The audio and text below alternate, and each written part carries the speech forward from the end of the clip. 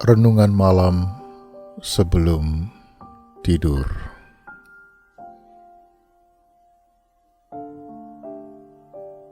Sahabat Kristus yang dikasihi dan mengasihi Tuhan.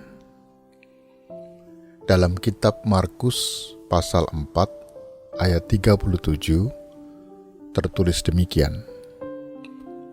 Lalu mengamuklah taufan yang sangat dahsyat, dan ombak menyembur masuk ke dalam perahu, sehingga perahu itu mulai penuh dengan air. Sahabat Kristus, ketika badai datang dalam kehidupan ini, bagaimana para murid dan orang percaya menanggapinya? Yang biasa terjadi adalah mereka akan berusaha dengan kekuatannya sendiri. Kita melihat di dalam kalimat tadi, kata perahu mulai penuh dengan air, sebenarnya dalam bahasa asli bukan mulai penuh, tapi sudah penuh. Ini berbeda, bukan? Dan kemudian tindakan para murid, mereka mulai membangunkan Yesus karena sebentar lagi perahu akan tenggelam.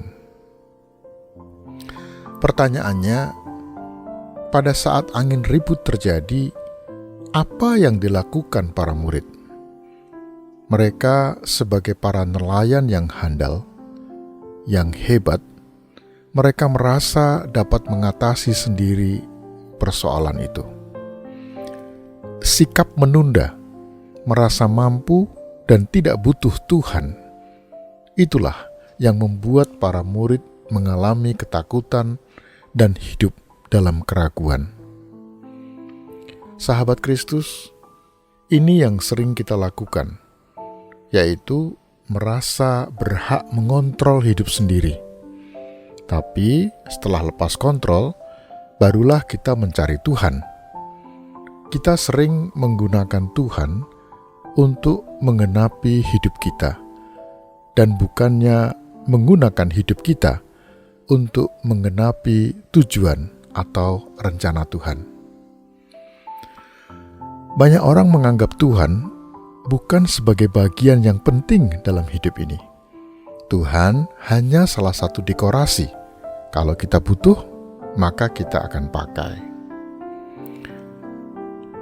Sahabat Kristus, seorang penulis bernama Timothy Keller menuliskan dalam salah satu bukunya untuk menguji apakah ada berhala dalam hati kita. Ia menuliskan demikian, pada waktu kita punya masalah, nama siapa yang muncul dalam pikiran kita? Kemudian, gagasan apa yang tiba-tiba muncul dalam benak kita untuk menghadapi situasi yang sulit ini? Ketika menghadapi situasi yang sulit, ada kenalan, mungkin yang bisa dimintain tolong. Mereka lupa untuk berdoa dulu dan mencari wajah Allah. Ketika orang punya masalah, langsung ingatnya pada keluarganya, pada orang tuanya. Tidak salah hal itu, tetapi kita harus mengandalkan Tuhan yang bisa bekerja melalui orang lain untuk menjadi kepanjangan tangannya. Sahabat Kristus, carilah wajah Tuhan terlebih dulu sebelum meminta pertolongan kepada yang lain. Dan Allah akan menggerakkan orang lain untuk menolong kita. Setiap peristiwa bukan hal yang kebetulan, semua terjadi seizin Tuhan. Karena itu, ketika kita diperhadapkan pada satu masalah dalam hidup ini, pertama-tama seharusnya kita datang pada yang memberi izin terjadinya peristiwa tersebut. Sahabat Kristus, mungkinkah berita ini akan melegakan bagi kita? Ketika masalah datang, jangan menanggapi dengan bersusah payah, tetapi tenangkan diri, diam, dan bertanyalah dulu pada yang memberikan peristiwa tersebut, apa yang menjadi rencananya dengan situasi itu. Pernahkah Anda mengalami situasi buruk yang tak pernah terpikir sama sekali bahwa itu akan terjadi? Bagaimana reaksi Anda? Ketika saya tidak lagi diberikan kesempatan untuk mengajar di sebuah perguruan tinggi, awalnya saya terkejut karena memang belum mempersiapkan segala sesuatu untuk tidak mengajar lagi. Namun karena saya terbiasa kalau ada masalah, bukan menyalahkan orang lain, tapi pertama-tama berlutut dan datang kepada Tuhan, bergumul dalam dialog dengan Tuhan, hingga terjadi kelegaan. Hal ini saya lakukan karena saya selalu teringat pada kisah Yakub yang bergumul dengan malaikat Tuhan ketika akan menjumpai kakaknya bernama Esau yang dikhianatinya.